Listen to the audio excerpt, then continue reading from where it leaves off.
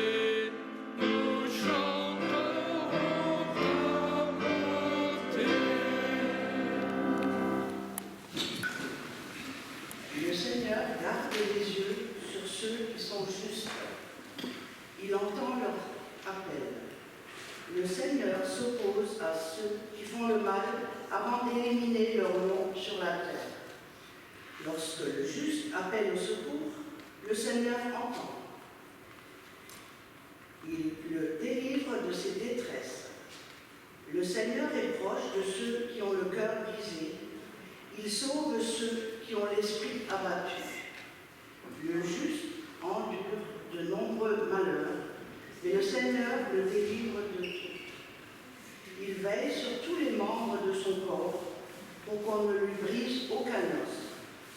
Le méchant mourra de sa méchanceté, et ceux qui haïssent le juste seront punis. Le Seigneur sauve la vie de ceux qui le servent. Il n'y a pas de condamnation pour ceux qui trouvent refuge en lui. Et nous chanterons le cantique 36, 31 et 2, au Seigneur ta fidélité.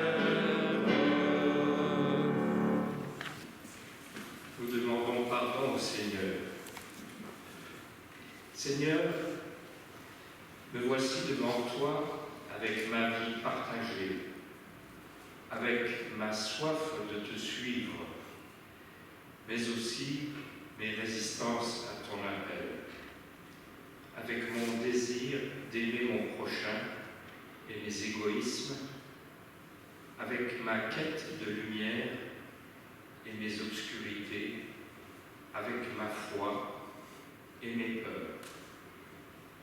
Me voici devant toi tel que je suis, et tu me vois et tu m'appelles. Tu m'appelles à me tourner vers toi. Tu m'appelles à déposer mes craintes, mes lâchetés. Tu m'appelles à me dépouiller de mes illusions. Tu m'appelles à laisser ta lumière se poser sur mes ténèbres. Me voici devant toi, Seigneur, tel que je suis. Je veux te suivre, Seigneur. Accepte ma repentance, enracine-moi dans la confiance. Je vous invite à chanter le cantique « Seigneur reçois, Seigneur pardonne ».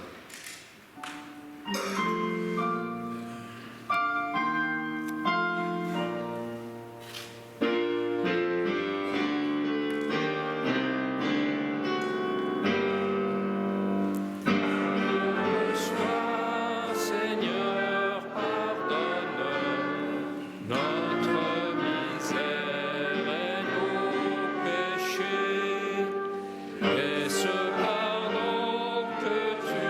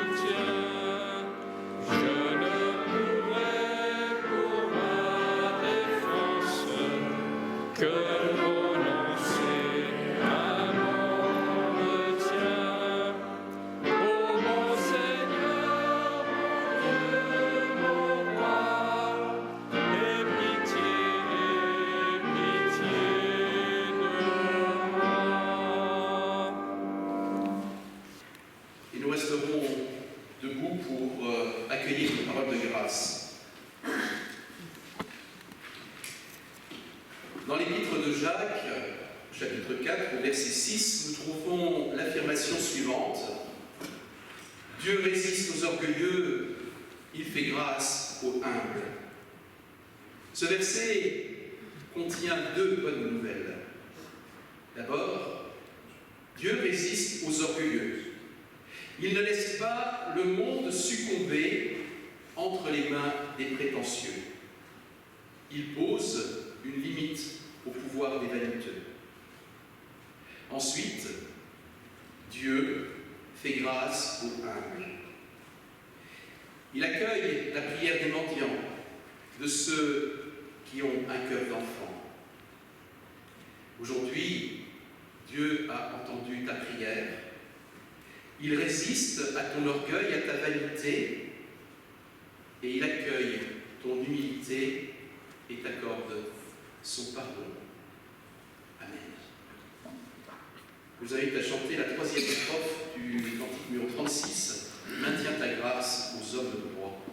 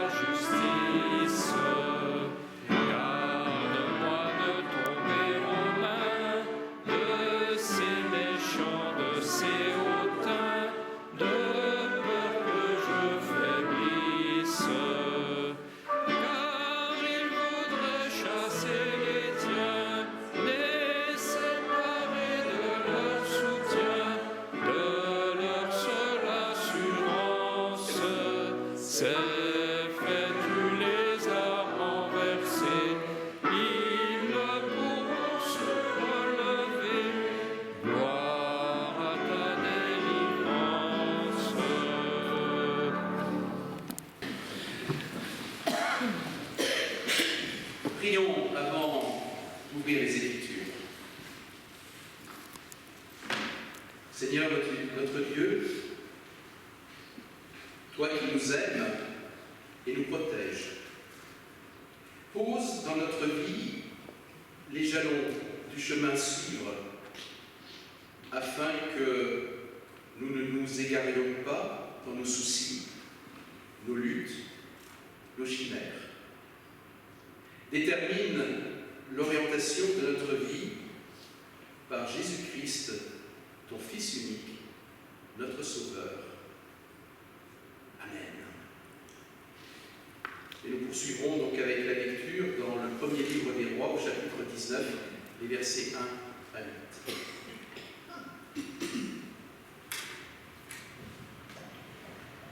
Achab rapporta à Jézabel pour tout ce qu'avait fait Élie et comment il avait tué par l'épée tous les prophètes.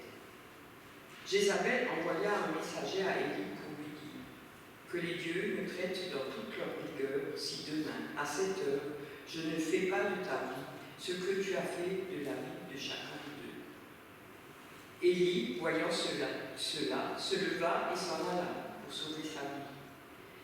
Il arriva à Beersheba, qui appartient à Juda, et il y laissa son serviteur. Pour lui, il alla dans le désert, où, après une journée de marche, il s'assit sous un genêt et demanda la mort en disant « C'est assez maintenant, Éternel. Prends mon âme, car je ne suis pas meilleur que mes pères. » Il se coucha et s'endormit sous un genêt. Et voici, un ange le toucha et lui dit « Lève-toi, mange. » Il regarda et il y avait à son chevet un gâteau cuit sur des pierres chauffées et une cruche d'eau. Il mangea et but, puis se recoucha. L'ange de l'Éternel vint une seconde fois, le toucha et dit « Lève-toi, mange, car le chemin est trop long pour toi. » Il se leva, mangea et but, et avec la force qui lui donna cette nourriture, il marcha 40 jours et 40 nuits jusqu'à la montagne de Dieu à Horeb. La deuxième lecture de ce jour est extraite de l'évangile de Luc, chapitre 9, les versets 57 à 62.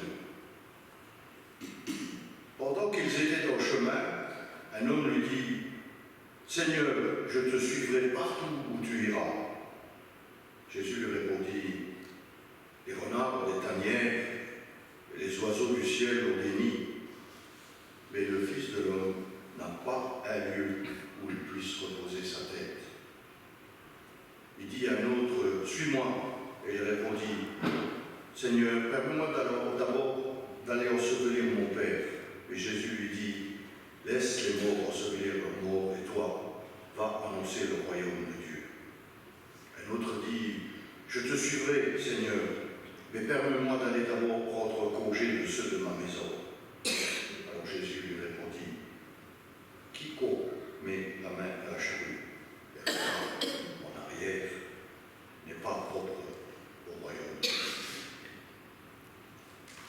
Chantons ensemble « Tu me veux à ton service, laisse-moi une accord. »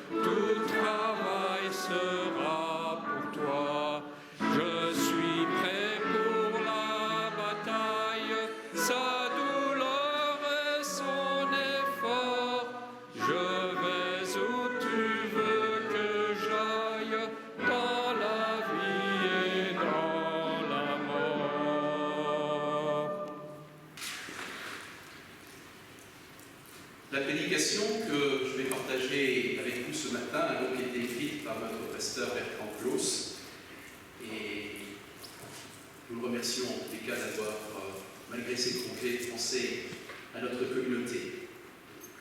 Alors la première question que Bertrand vous aurait posée ce matin, c'est « Savez-vous quel est le tableau le plus cher du monde ?»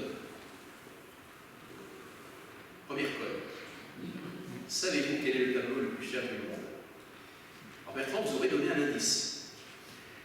Vous aurez dit ce tableau a été vendu il y a quelques années pour 450 millions de dollars, ce qui correspond à peu près à 380 millions d'euros. Toujours pas d'idée? Autre indice. C'est une toile de Léonard de Vinci. Ah, ça me dit quelque chose. Eh bien, cette toile, elle s'appelle Salvator Mundi, le sauveur du monde. Alors, ce qui est assez surprenant, c'est qu'avec cette toile, on n'est pas une contradiction près. Ce tableau, vous vous souvenez à qui il a été vendu, qui l'a acheté? C'est MBS, le cheikh Mohammed Ben Salman, le prince héritier d'Arabie Saoudite, C'est lui donc qui a fait l'acquisition de ce tableau, et ceci donc à l'époque dans la plus grande discrétion. Dans cette acquisition, il y a plus qu'un paradoxe, là plus d'un. Le Salvator Mundi n'est autre que le visage de Jésus-Christ dessiné par Léonard de Vinci, et c'est cocasse que ce soit un musulman qui l'ait acheté, et on ne sait pas où il l'a accroché. Et puis, ce qui est cocasse aussi, c'est que dans l'islam, il est absolument interdit de représenter un dieu quelconque. Or, le Salvator Mundi est le portrait de face de Jésus-Christ. Et FBS est quant à lui un musulman d'une branche de l'islam sunnite, très rigoriste, appelé le wahhabisme. Disait, on n'est effectivement pas à une contradiction près.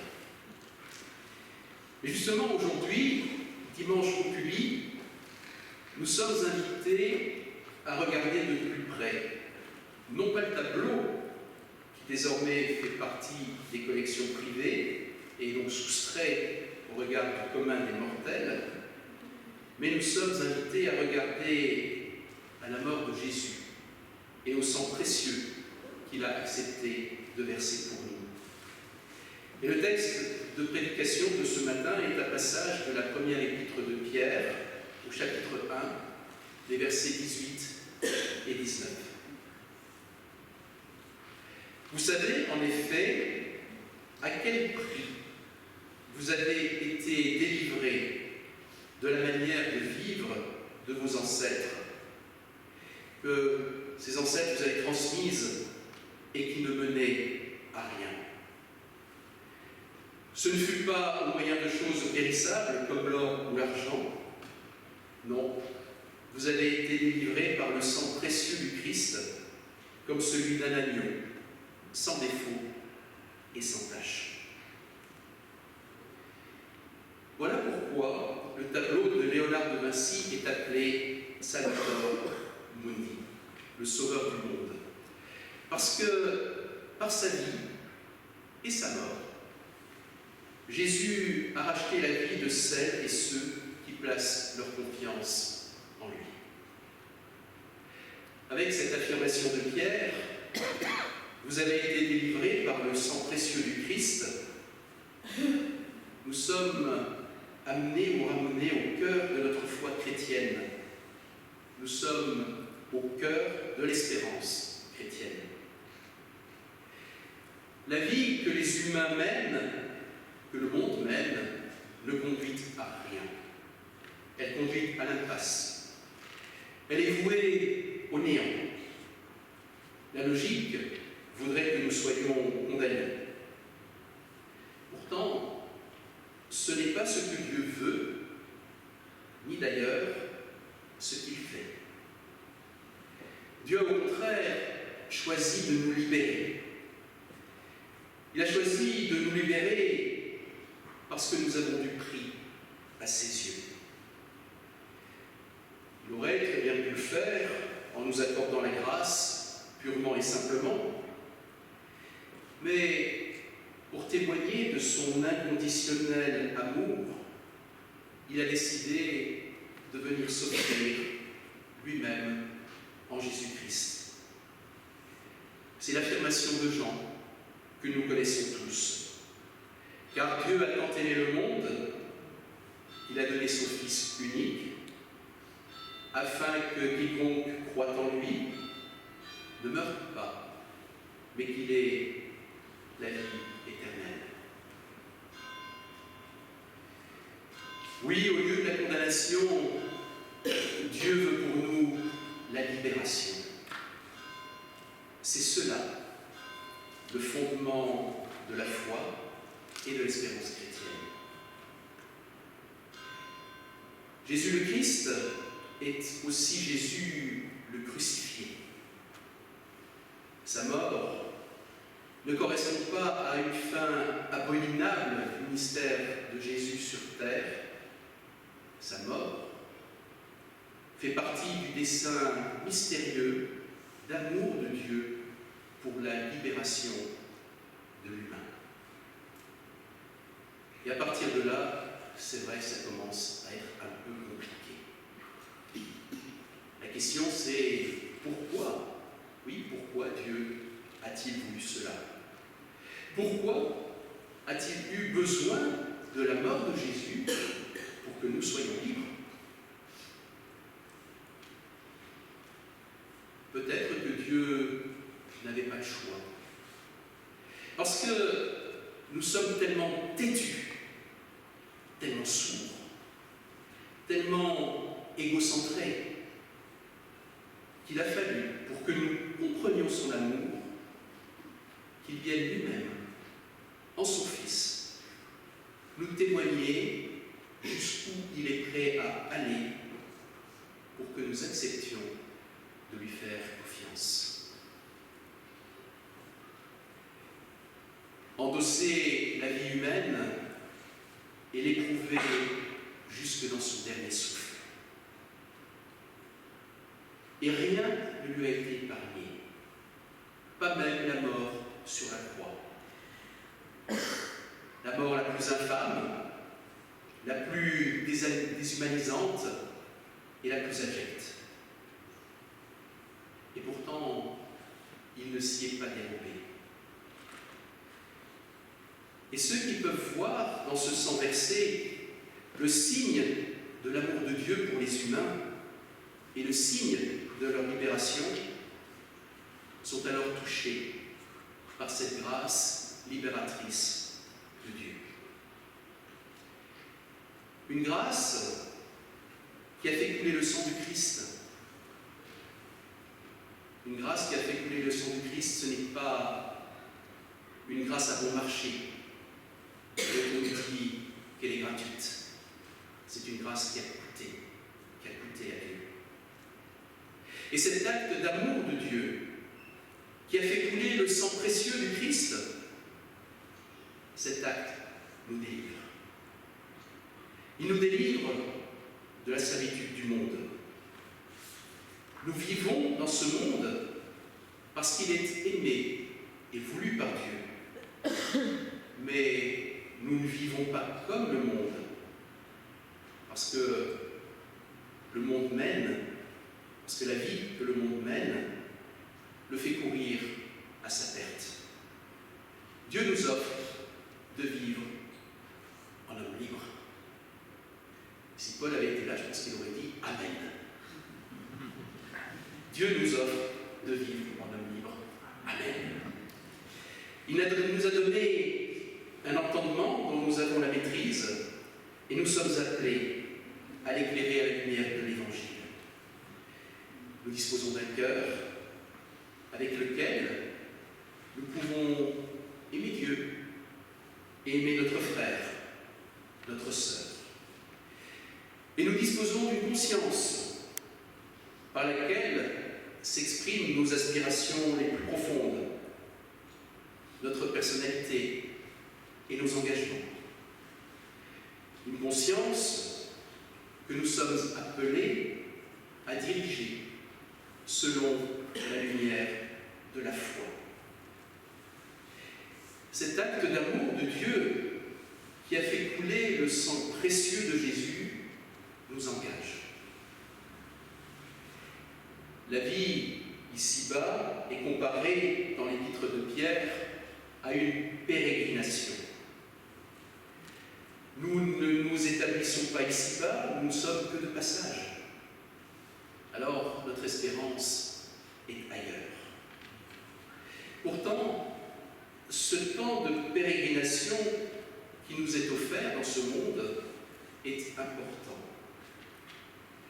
Par le sang que le Christ a accepté de verser, nous avons été déclarés saints.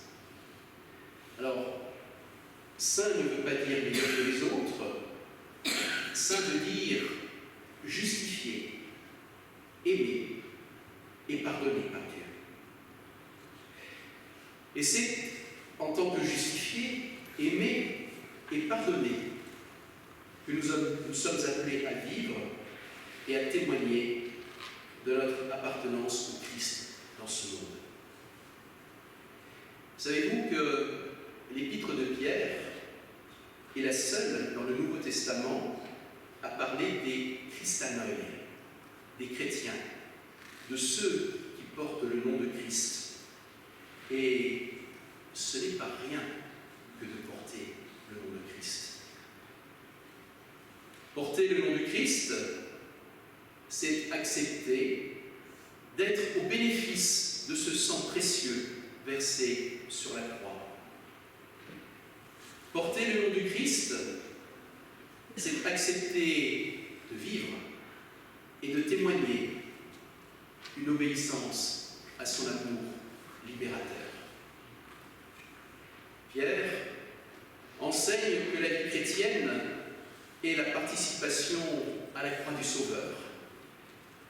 Ça veut dire que ce temps de pérégrination offert dans ce monde est un temps de foi confiante et obéissante à sa parole, mais peut-être aussi être par moments un temps de foi éprouvé, auquel nous n'avons pas à nous dérober. C'est certainement difficile à entendre pour nous aujourd'hui que l'épreuve fait partie aussi de notre vie d'enfant de Dieu. Mais nous sommes rendus capables à cette vie par la confiance que nous avons en la fidélité et la bonté de Dieu. Nous pouvons nous décharger sur lui, car nous savons que le Seigneur a les yeux posés sur le juste et qu'il exauce sa prière. Amen.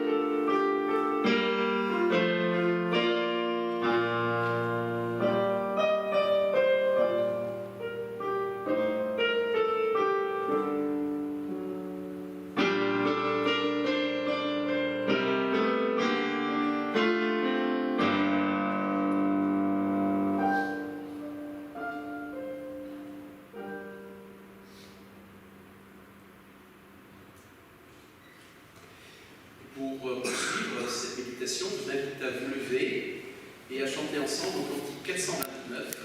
C'est vers toi que je me tourne.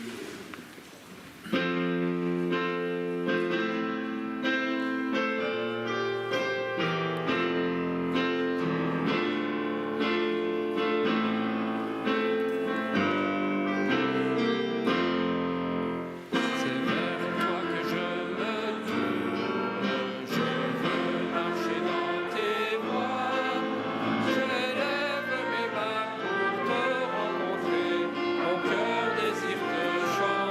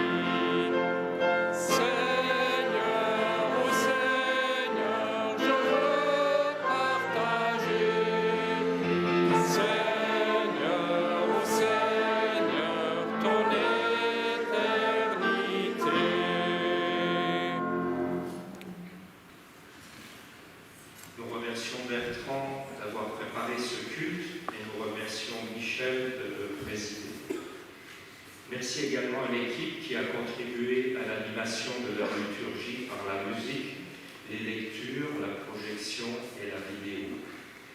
Voici les événements de la semaine à venir. Mardi à 14h, café partage. Mercredi à 9h, entretien des locaux. Vendredi à 17h, réunion du groupe de prière interconfessionnelle. Dimanche prochain, 10 mars, culte de secteur à 10h30, ici à Thionville, avec les paroisses de Yutz, Nilvange et Algrange. Je rappelle qu'il s'agit d'une rencontre écuménique avec la participation de la communauté catholique et des enfants du jardin biblique dans le cadre de la journée mondiale de prière et de la journée d'offrande des enfants des écoles du dimanche. Cette offrande sera en lien avec les enfants de la Palestine. Le culte sera suivi d'un repas communautaire. Le bénéfice du repas complétera l'offrande à destination des enfants de Palestine recueillis lors du culte. Alors n'oubliez pas de vous inscrire sur le site internet de la paroisse ou bien en remplissant le formulaire à remettre à un conseiller. À noter également, le prochain atelier biblique aura lieu ici le mardi 12 mars à 20h. D'autre part, une formation Libérée 2 aura lieu ici du 15 au 17 mars. Et cette formation est ouverte aux personnes qui ont déjà fait Libérée 1. Alors si vous êtes intéressé, vous contactez Denis, il aura tous les renseignements.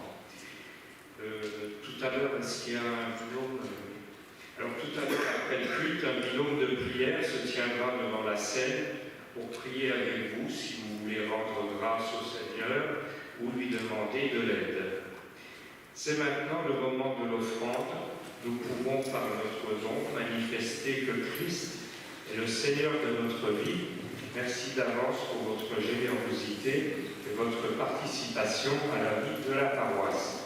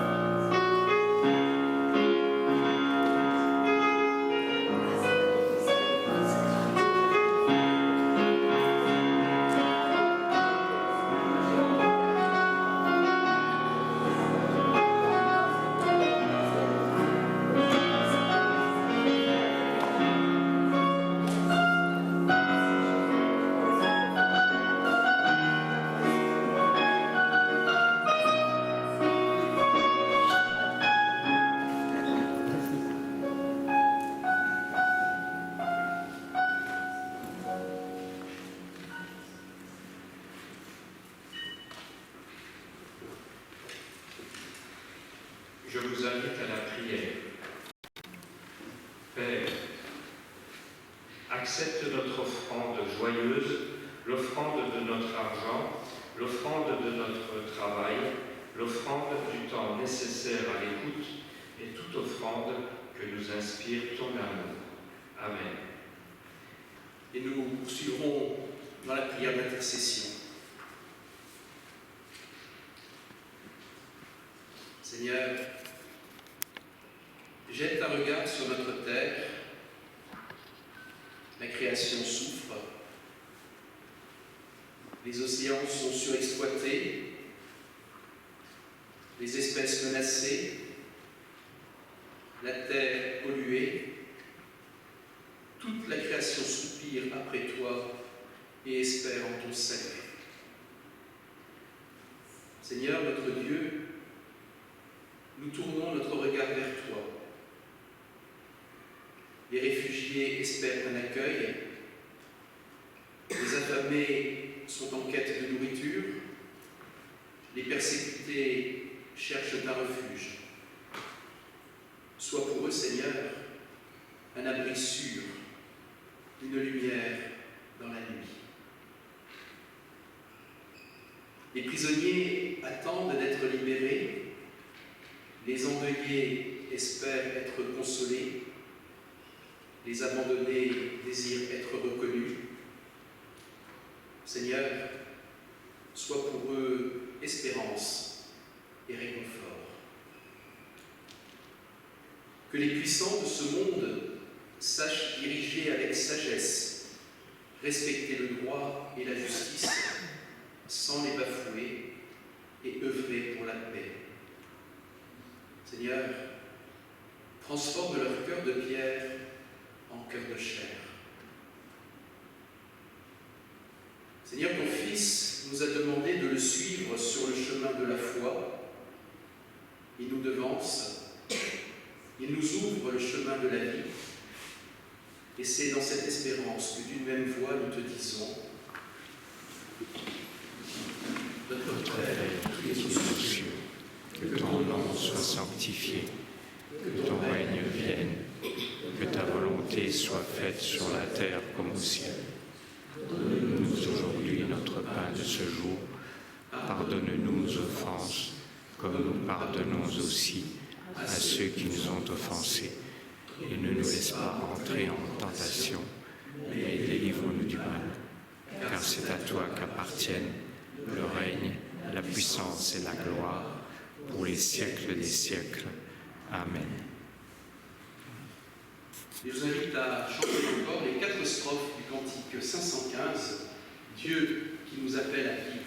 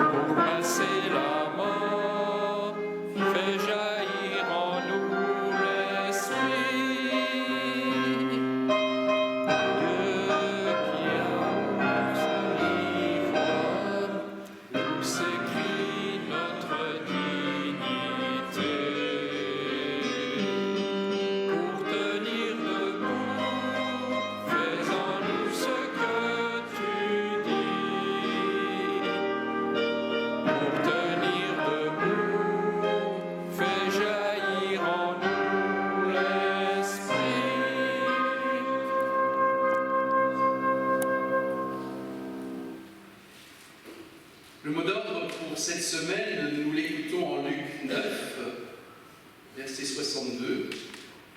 Nous répétons. Quiconque met la main à la charrue puis regarde en arrière n'est pas fait pour le royaume de Dieu. Recevons la bénédiction de la part de notre Seigneur. Le Seigneur nous précède et nous envoie dans le monde.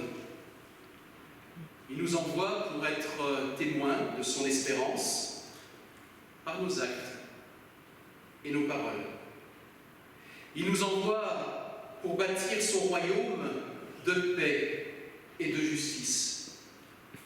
C'est lui qui nous dit « Va, je suis avec toi. » Allez dans la grâce et la confiance de notre Seigneur Jésus-Christ. Amen. Bon dimanche et bonne semaine à tous. Et puis, bonne fête au même.